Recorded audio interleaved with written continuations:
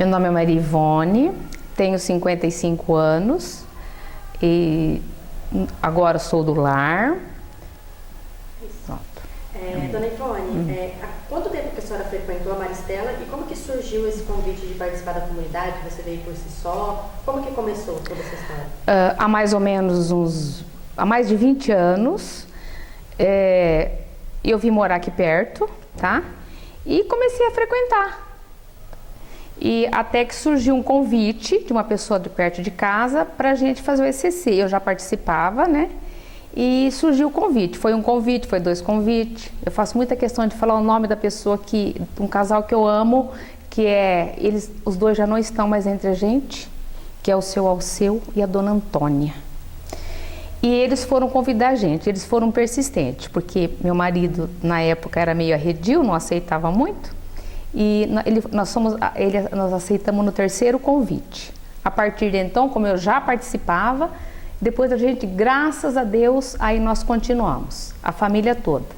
Aí então eu já tinha as 2 filhas pequenininhas, elas cresceram aqui dentro, fizeram catequese aqui dentro, e a gente sempre trabalhando aqui dentro. Aí nunca mais nós paramos, graças a Deus. A gente percebe que o ECC ele foi a abertura sim, da vida em comunidade. Sim. O ECC, eu falo que todo casal tem que passar pelo ECC, porque ele segura, eu falo que ele dá além de ele ajudar muito na vida do casal, né? Ele, para nós 2, pelo menos, ele manteve a gente dentro da comunidade. A senhora também participou da primeira Festa das Nações, né? Sim. Eu queria que você falasse um pouquinho como que aconteceu a primeira Festa das Nações, onde você trabalhou, se foi trabalhoso, se deu tudo certo, se alguma coisa deu errado. O que aconteceu na primeira festa? Aquela ideia na época, assim, a princípio, né? Numa conversa, numa reunião assim, nosso querido Padre Aurélio, né? Gente, vamos fazer uma festa das nações para comemorar Nossa Senhora do Carmo e tal. Aí vai. Fizemos na praça da igreja, uma estrutura assim, digamos, precária, tá? Mas saiu tudo assim, muito bem, por ser a primeira, né? Aquele jeitinho assim, todo bem, uma estrutura bem, né? Mas foi muito bom mesmo. No final a gente aplaudiu, foi muito gostoso. E vocês continuaram participando por quanto tempo?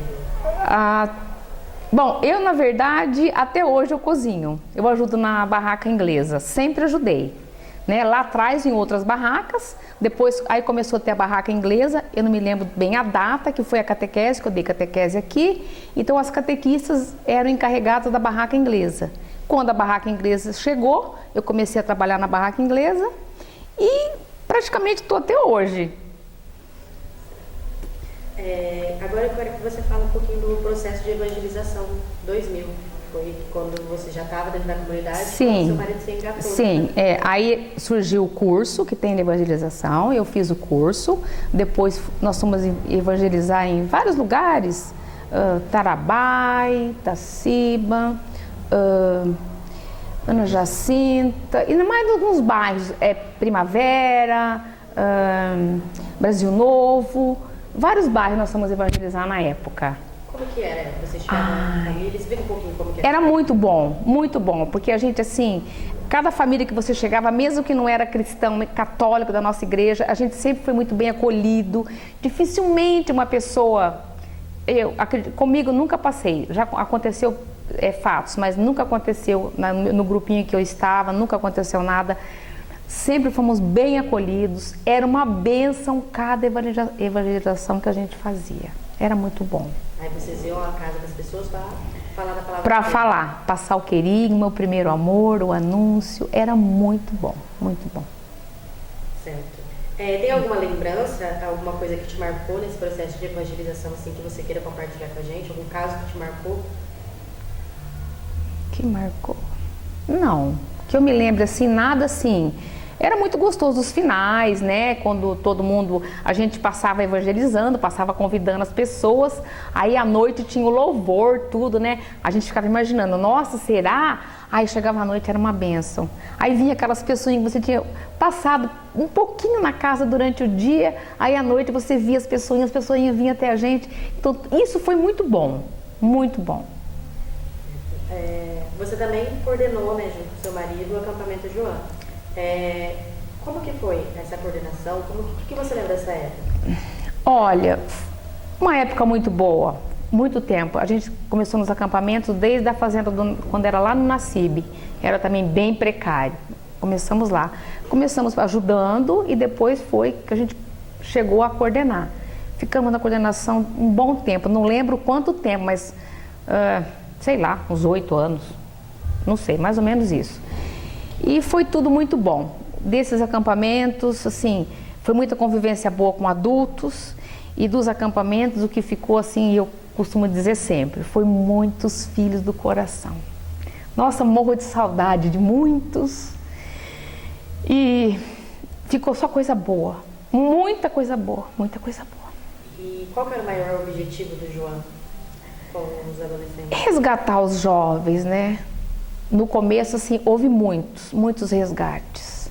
Que hoje a gente vê eles casados, com filhos, pra gente é a melhor coisa do mundo. A gente vê que Deus faz, você deixa, Ele te usa e a obra acontece. Isso é muito gratificante. Organizar um acampamento, montar em termos de estrutura, nunca foi fácil, né? Até hoje não é fácil, né? Não é. Trabalhar com jovens. E assim, o que você tira de maior de lição de tudo isso? De todo esse desempenho da senhora para estar ajudando as pessoas? O que eu tiro de tudo é aquela coisa que você fala assim, eu não posso, eu não consigo, de jeito nenhum. Aí você começa a fazer, você começa a caminhar e você percebe que uma força muito grande te leva e as coisas vão acontecendo e você faz muitos planos e você faz uma estrutura tudo na nossa visão de ser humano. Aí quantas e quantas vezes você chega lá dentro do acampamento, as coisas faz assim, vira tudo, você fala assim, aí você vê que acontece exatamente como Deus quis e não como a gente quis. Isso para mim foi sempre muito claro. Acontecia algo assim que os meninos chegavam, tia Marivone, tio Paraná, calma, no final tinha saído, nossa, não dava nem para comparar com os nossos planos, porque aconteceu 1000 vezes melhor, porque foi o plano de Deus agindo ali. Então isso ficou muito claro para mim, foi muito bom. Fazem mais de 20 anos, né, que vocês frequentou a comunidade, e eu queria que você falasse um pouquinho sobre o perfil do Padre Aurélio. Você teve contato com ele dentro da comunidade, eu queria que você falasse como que ele era como padre. Padre Aurélio, eu falo assim, ele era super pai, né? Ele era um pai, ele era um avô, ele era um tio, ele era tudo de bom. E é aquela pessoa que você olhava, você fala, nossa, era um senhor, né? Mas ele se enquadrava em qualquer situação, ele lidava com o jovem de uma maneira extraordinária, ele tratava a meia-idade perfeito e os mais velhos também. Então ele tinha aquele dom de acolher, não importa quem, não importa como, não importa a idade. Ele era um pastorzão, ele acolhia todos. E na sua opinião, qual que é o maior legado que ele deixa hoje para a comunidade? Ele deixou, o que ele deixou? A doação total dele. Ele se doava totalmente, era uma pessoa assim despojada de tudo. Isso daí eu aprendi muito com ele e eu acredito que a comunidade toda aprendeu muito. E quando ele começou a dar abertura à Padritude, como que a comunidade reagiu? Tanto as pessoas mais da velha guarda, de meia idade, recebendo jovens dentro da comunidade, aquela abertura toda de menino querendo fazer as coisas acontecerem dentro da comunidade. Como que foi isso? No começo, sempre nessa abertura, né, que acontece, no começo sempre tem uma ou outra pessoa mais antiga da igreja, tudo, né, que no começo dá aquela balançada, fica meio assim assustada, né, com a situação nova que está chegando. Mas depois as coisas foi tudo se ajeitando. Tava ali o Padre Aurélio com aquele jeitinho todo dele, o Padre Tuti chegando para ajudar, o Padre Tuti e o Padre Aurélio era o pastorzão, o Padre Tuti era o pastorzinho, e a coisa foi acontecendo da melhor maneira possível. E tá a comunidade que está hoje, gigante como ela é, que até outra igreja teve que ser construída, porque na velha não cabia mais. E como que foi para a situação de uma igreja antiga, ter que construir uma igreja nova, como que foi a aceitação das pessoas? No começo elas aceitaram muito bem, ou não vamos demolir a igreja? Você estava nesse momento? Sim, no começo foi bem assim, né? Até o pessoal, a molecada adora pichar, né? Então, na época era o Mário Zanucchi que coordenava o João. Então, na época, o Mário pegou várias tintas e ia demolir mesmo, né? Então, vamos pichar a igreja. Então, a igreja foi toda pichada antes de demolir, né? Mas isso daí chegou assim, com alguém assim não querendo, outro querendo muito, como sempre, né? Aquela igrejinha mais antiga, aquela coisa mais. Então tinha aqueles apego das pessoas, claro, né? Quem estava aqui desde o começo, mas depois foi tudo bem aceito e foi demolido e aí tá a nova paróquia. Certo. Do Padre Tucci, eu queria que você falasse um pouquinho do perfil dele como padre. O Padre Tucci, eu falo, é uma figura. Ele sempre foi muito querido. Sempre gostei muito do Padre Tucci. E ele ajudava bastante, ele estava sempre presente, com aquele jeitinho dele, meio de falar pouco, meio de sair pela tangente assim, mas sempre estava ali, sempre que a gente precisava, dando apoio. Nunca deixou a gente na mão, graças a Deus. Na sua opinião, qual que é o maior legado que ele deixou para essa comunidade? Casou minhas 2 filhas, graças a Deus. O maior legado do Padre Tucci? O carinho dele, o jeitinho dele, a paciência dele, o pastor mesmo, sabe aquela pessoinha que acolhe? Ele acolhe, ele é acolhedor, sempre foi. Certo. Agora eu queria que você falasse um pouquinho sobre o Padre Rodrigo, né? A senhora disse que ele era seminarista na catequese junto com a senhora e que vocês tiveram bastante contato nessa época, né? Sim. Conte um pouquinho sua relação com ele, fala um pouquinho do perfil dele, da sua época de catequese também. Faz tempo já isso, na minha época de catequese. Ele ajudava a gente na catequese, ele dava todo o apoio dele, sempre trabalhando ali com a gente, sempre com muito carinho, ajudando no que a gente precisava. Isso daí eu lembro muito bem do Padre Rodrigo, ele ajudou bastante a gente na catequese. E depois foi também, participava de acampamento com a gente, até a ordenação dele, continuou e hoje está ali, graças a Deus, na frente da comunidade, participando como nunca. E ele é fora de sério, adoro ele. Uma pessoa fantástica. Eu acho que o que a gente viveu de mais profundo ali tudo, que mais marcou tudo, foi realmente dentro dos acampamentos, a vivência lá, a evangelização lá, vendo jovens e mais jovens sendo transformados, jovens que a maior alegria, vendo assim, jovens trazendo os pais para a igreja, né? Porque a gente coordenava o João e normalmente eu ia para a cozinha do FAC, gostava muito.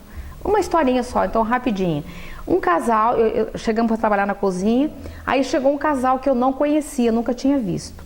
A filha trabalhava com a gente o tempo inteiro, eu não sabia até então que era filha do casal, tá? Esse casal chegou assim, apresentaram a gente, esse aqui é o tio Paraná, tia Marivone e tal. Aí ele falou assim, o casal, daí saiu todo mundo, ficou só nós 4, o casal falou assim, ai, vocês é o Paraná e a Marivone, sabe assim? Olha, a gente já teve uma raiva tão grande de vocês, que vocês não têm noção.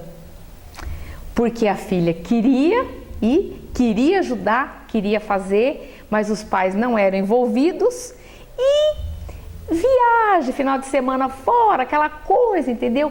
E eles não, assim, cortavam tudo para a filha não ir. Eles contando pra gente. E a gente sabia porque a filha falava, né? E que a filha falava muito no nome da gente, falava. Então disse que chegou uma hora que eles tinham muita raiva da gente. Até eles fazerem o acampamento e entender, graças a Deus, por que que a filha queria tanto, por que que a filha fazia todo aquele esforço, né? Então, foi assim, uma das muitas histórias que ficou na brincadeira, eles falando com a gente ali, né? Ficou. Mas tem muitas. Certo. Agora, bom, fiz a pergunta para o seu marido. Hoje os pais participam, tá? Muito, graças a Deus. Amém. O que a Maristela, né, essa comunidade Nossa Senhora do Carmo, significa na vida da senhora? É o começo de tudo, eu falo. Eu sempre fui para a igreja, sempre fui para a missa, sempre participei, ajudava, a gente participou da comunidade São José também, participava das festas, ajudava, mas a comunidade Maristela, ela abriu um horizonte, entendeu? Com as evangelizações, com todo o trabalho de acampamento, a gente conseguiu ver novos horizontes perante a religião, perante Deus, perante a igreja, perante a importância de estar inserido dentro de uma comunidade, entendeu? Então, ela que abriu todo esse horizonte. E continuamos. A catequese, ela ensina muito, porque você tem que buscar, você tem que estudar, você tem que ler bastante. Então, eu comecei em 95, 96 com a catequese. Isso tudo me fez crescer muito, me fez olhar a vida, olhar o mundo com outros olhos. Então ela deixou na minha vida assim um legado gigante, muito bom. E se fosse para você descrever essa comunidade em uma palavra, qual seria? Ai, foi muito acolhimento e muito amor. Só isso.